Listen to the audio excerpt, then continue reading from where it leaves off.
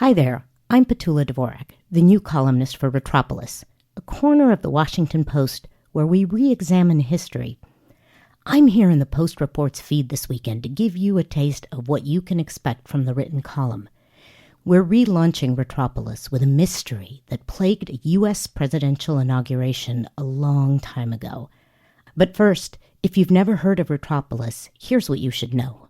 We're on a mission to look at past decisions, norms, and policies, and hold leaders, and us, accountable today. And we do it in ways somber, serious, but also a little delightful. We don't want to be just the Retropolis for old guys obsessed with World War II. We want our nation's history to be for everyone. So I hope you'll join me and my excellent colleagues and editors as we dive in and learn. You can find our work at washingtonpost.com/Retropolis and on TikTok, Instagram, and other social media. Let's head into this with the words of William Faulkner in mind. The past is never dead. It's not even the past. All right, so here we go. I'm going to read you my inaugural column, pun completely intended.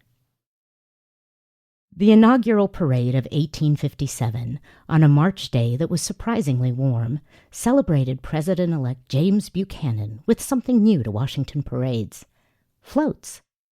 There was the Goddess of Liberty car, drawn by 6 horses, complete with a woman dressed as a goddess and a 50-foot flagpole. Then a massive replica of the frigate USS Constitution, built at the Washington Navy Yard, rolled down Pennsylvania Avenue, with sailors dangling from the ship's faux rigging. But Buchanan, smiling tightly amid all the pomp, was hiding a roiling sickness. He was staying at Washington's posh National Hotel, and he and most of his entourage that slept there the night before were in various stages of gastrointestinal distress, shaking and pallid. Within days, hundreds of people gathered for the inauguration of the 15th president would have the same symptoms. At least 30 of them would die of it. We were somewhat fearful that Mr. Buchanan might be seriously embarrassed during the inaugural ceremonies from the effects of what was then known as the National Hotel disease, his nephew James Buchanan Henry wrote years later. The president-elect was so unsure that he'd be able to make it through his inaugural address that day that he asked for a naval surgeon to stay by his side. He had no idea what was happening to his body, but political Washington had its suspicions. The opinion is becoming very general that the sickness at the National Hotel in Washington, which commenced about the date of the inauguration of President Buchanan, was the result of a deliberate and fiendish attempt to poison the president and his nearest friends, the Pittsfield Sun concluded in a May 7th article. We were a divided nation on the brink of civil war. Buchanan had eked out a victory after a rancorous election. Not widely beloved, a Northerner who was deeply sympathetic to the South and to slavery, Buchanan was an enigma who confounded and frustrated abolitionists. It wasn't preposterous to surmise the crippling illness that felled him and his inner circle was an assassination attempt. Some people were absolutely convinced that Buchanan had been poisoned, said Carrie Walters, a retired Gettysburg College philosophy professor who wrote a compelling account of the illness and the months of speculation it generated. Outbreak in Washington, D.C., the 1857 mystery of the National Hotel disease. Everything pointed to the National Hotel, a grand building at the corner of Pennsylvania Avenue and 6th Street Northwest, designed by a British architect and known for terrapin dinners, rare wines, and a prestigious clientele. Buchanan and his entourage had it booked for the inauguration, and it was to host one of the pre-inaugural balls. He had stayed at the hotel in January 1857 and gotten sick then, too. The D.C. Board of Health was invited to visit. The members of the Board of Health from the 4th Ward and the Commissioner of Health visited the National Hotel and examined thoroughly all parts of the building, and they are happy to state that they can discover at present no cause that can produce disease, and that there is no need of apprehension among the guests or strangers, the commissioner told the Evening Star in February. Buchanan decided to return to the hotel for his inauguration. The general manager was an old acquaintance from back home in Pennsylvania, and Buchanan wanted to give him a vote of confidence, even though he suspected it was the hotel's soup that made him sick. He was careful to eat nothing but crackers this time, Walters wrote. Still, the president-elect's symptoms returned, with a vengeance. His entourage also got sick again, and within days, members of Congress, journalists, and VIPs in town for the inauguration were consumed by the same mysterious illness. It became a hot story that newspapers chased. They called it the Buchanan Grip.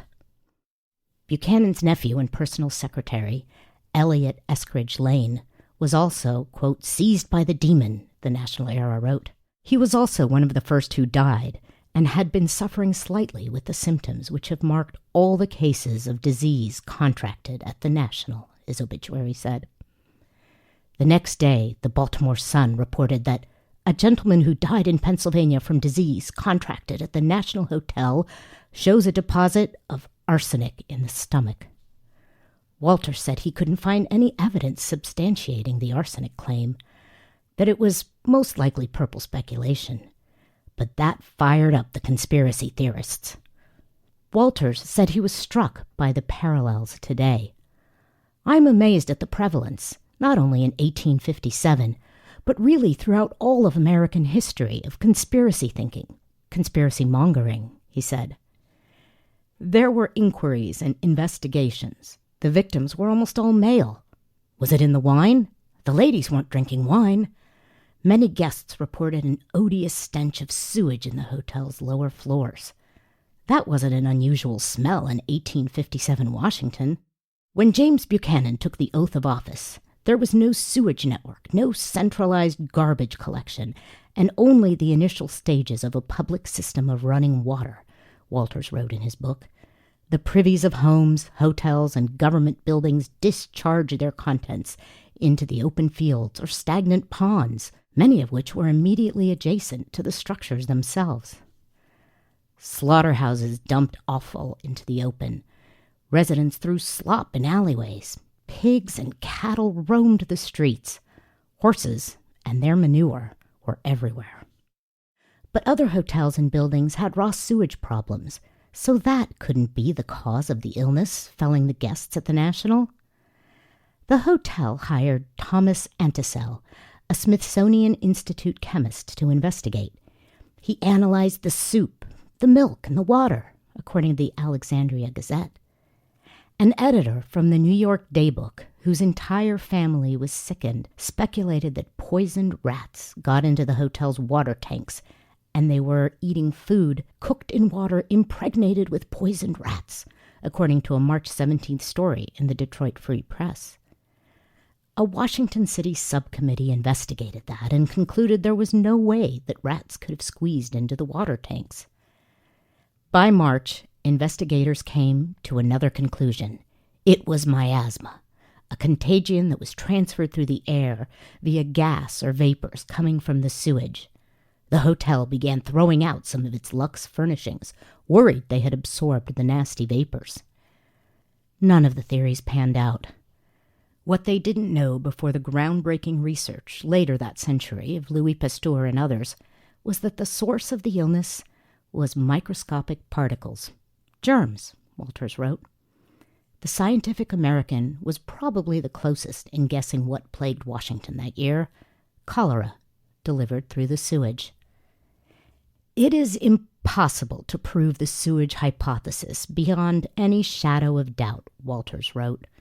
The die-hard conspiracy buff might still object that it's impossible to prove that the National Hotel disease was caused by backed-up sewage instead of a plot to murder Buchanan.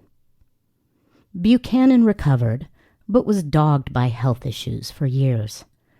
Walters said he was intrigued by the story because he believed the illness altered Buchanan, who was temperamentally timid and kind of a backbencher, pushing him to a calamitous leadership that made him one of America's worst presidents. The National Hotel remodeled and recovered from the illness with ads in late December of 1857 welcoming visitors back. One of the visitors who checked in 8 years after that ill-fated inauguration season put the hotel back in the news.